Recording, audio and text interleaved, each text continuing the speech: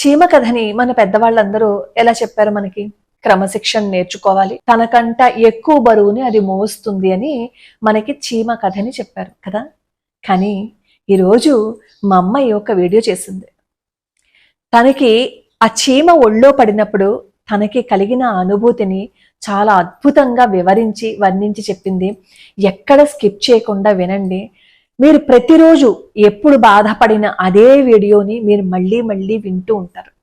ఎప్పుడు మీరు బాధకి లోనైనా, ఎప్పుడు డిప్రెషన్కి వెళ్ళినా ఆ వీడియో పెట్టుకుని వింటారు. అసలు నాకే అనిపించింది, ఇంత బాగుంది, ఇంత అద్భుతంగా ఉంది, నిజంగా మేమేం చేయలేకపోతున్నాం, మా వల్ల కావటం లేదు, మా కన్నిదారులు మూసుకుపోయాయి అని అనుకునే వాళ్ళు 1కి 10 సార్లు ఇలాంటి వీడియోస్ చూస్తే, ముఖ్యంగా ఈ వీడియో చూస్తే ఖచ్చితంగా వాళ్ళు మంచి డెసిషన్ తీసుకుంటారు, ఖచ్చితంగా విజయాన్ని సాధిస్తారు అని అనిపించింది.